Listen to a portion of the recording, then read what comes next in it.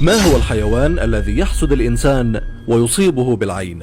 وما هو الحيوان الذي إذا نظر إلى إنسان أخذ بصره، وإذا نظر إلى امرأة حامل أسقط حملها؟ وما هو الحيوان الذي نأكل منه كل يوم ولا نراه؟ السلام عليكم ورحمة الله وبركاته. وعليكم السلام ورحمة الله وبركاته. هل يستطيع الجن سرقة أموال بني آدم؟ نعم، يستطيع الجن أن يسرق من أموال بني آدم كما ثبت في السنة. سرقة الجن من طعام الصدقة في حديث أبي هريرة. وما هو البيت الذي لا تصح فيه الصلاة؟ هو البيت المغصوب الذي أخذ ظلما وعدوانا، لا تصح الصلاة فيه. وهل تجوز صلاة المسلم في الكنيسة؟ تجوز صلاة المسلم في الكنيسة، وذلك عند الضرورة، ويكره الصلاة فيها لما فيها من صور معلقة. وهل يجوز وضع القرآن كرنين للجوال؟ لا يجوز وضع القرآن كرنين للجوال لكي لا يقطع كلام الخالق ليتحدث مع المخلوق، وكذلك الأذان، فالقرآن له هيبة. وما هو حكم المرأة التي تزوجت وهي في العدة؟ هذا باطل لقوله تعالى: ولا تعزموا عقدة النكاح حتى يبلغ الكتاب أجله، أي حتى تنتهي العدة. وما هي القصة التي كانت دليلا على نبوة النبي محمد صلى الله عليه وسلم؟ قصة أصحاب الكهف، فقد قبل النبي صلى الله عليه وسلم أحبار اليهود وسألوه عن عددهم وعن المدة التي مكثوها في كهفهم. قال تعالى: ووهبنا له إسحاق ويعقوب نافلة. فما معنى نافلة؟ أي زيادة، فقد طلب واحدا وقال: رب هب لي من الصالحين، فأعطاه الله تعالى إسحاق وزاده على إسحاق يعقوب، ويعقوب هو ولد ولده. وما هي طبيعة البشر؟ طبيعة البشر ماء وطين، بعضهم غلب ماؤه طينه فأصبح نهرا، وبعضهم غلب طينه ماؤه فأصبح حجرا. ومتى تكون المعصية أفضل من الطاعة؟ المعصية التي تورث ذلا وانكسارا لله أفضل من الطاعة التي تورث عزا واستكبارا. ومن هو أجهل الناس؟ من ترك يقين ما عنده لظن ما عند الناس. ما هم الأربعة أشياء التي تفرق بين الإخوان؟ المال والنساء والحسد والموت. وما هم الأربعة التي تفقدك قيمتك بين الناس؟ كثرة الضحك، كثرة الكلام، والكذب والنميمة. وما هم الأربعة أشياء التي تخرب بها المرأة بيتها؟ العناد والعصبية والشك ورفع الصوت. وما هم الأربعة التي يخرب بها الرجل بيته؟ الابتعاد والإهمال والقسوة والبخل. وما هو الشيء الذي صانعه يبيعه وشاريه لا يستعمله ومستعمله لا يراه؟ الكفن. وما هو الشيء الذي ذكر في القرآن الكريم مرة ككذبة ومرة كدليل ومرة كعلاج؟ قميص يوسف عليه السلام، فكان كذبا عندما جاءوا عليه إخوته بدم كذب، وكان دليل البراءة عندما مزقته امرأة العزيز، وكان شفاء عندما ألقي على وجه يعقوب عليه السلام فالتد بصيرا. هل كان إبليس من الملائكة قبل أن يعصي الله؟ لم يكن إبليس من الملائكة طرفة عين، ولكنه من الجن، بل أبو الجن. وماذا قال إبليس لآدم عليه السلام قبل أن ينفخ الله فيه من روحه؟ قال إبليس لآدم عليه السلام: لئن صليت علي لأعصينك، ولئن صليت عليك لأهلكنك. وما هو الفرق بين خلق إبليس والملائكة؟ خلق الله تعالى إبليس من مارج من نار ومن نار السموم، أما الملائكة خلقها الله تعالى من نور. وما هي الدعوة التي يكرهها الشيطان؟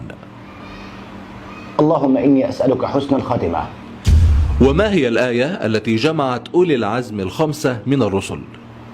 الآية 13 في سورة الشورى، قوله تعالى: شرع لكم من الدين ما وصى به نوح والذي أوحينا إليك وما وصينا به إبراهيم وموسى وعيسى. وما معنى أولي العزم؟ أي المتصفون بتحمل الشدائد والصبر أكثر من غيرهم من الأنبياء. ومن هو التابعي الذي قام يصلي في قبره بعد دفنه وسمع من قبره قراءة القرآن؟ هو ثابت البناني، فقد دعا الله دعوة صادق الإيقان وقال: اللهم إن كنت أعطيت الصلاة لأحد في قبره فأعطني الصلاة في قبري. وقبل أن ينتهي ملحده وقع منه حجرا فنزل ليأتي به فوجده قائم في قبره يصلي. ما هو الحيوان الذي يحسد الإنسان ويصيبه بالعين؟ هو الكلب، وذلك عند الطعام، لما قال ابن عباس: إن الكلاب من ضعفة الجن، فإذا حضرتكم عند طعام فألقوا لها فإن لها أنفسا، أي تصيب بالعين. وما هو الحيوان الذي إذا نظر إلى إنسان أخذ بصره، وإذا نظر إلى امرأة حامل أسقط حملها.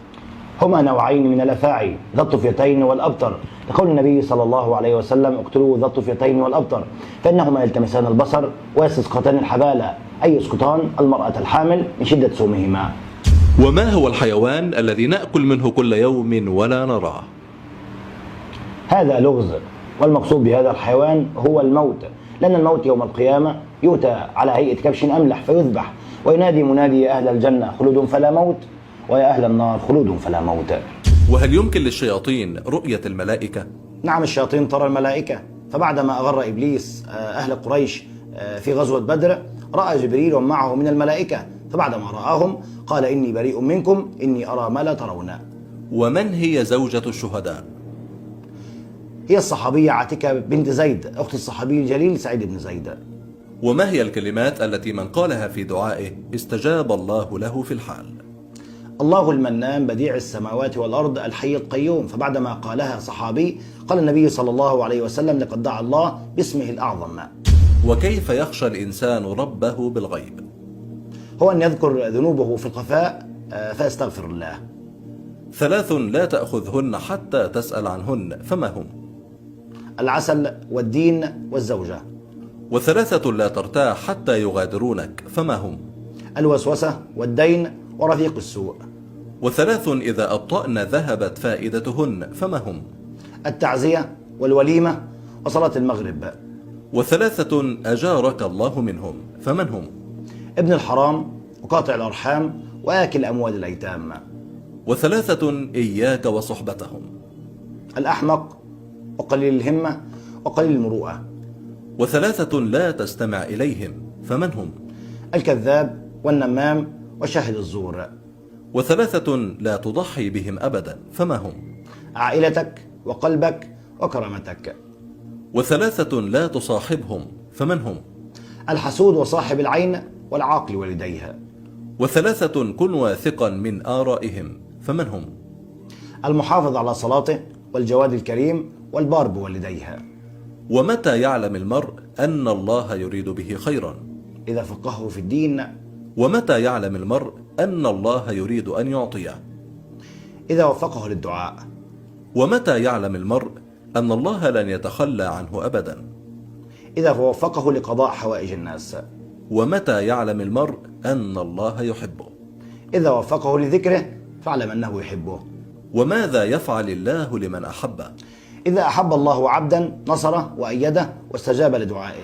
وما هي قيمة المرأة الحقيقية؟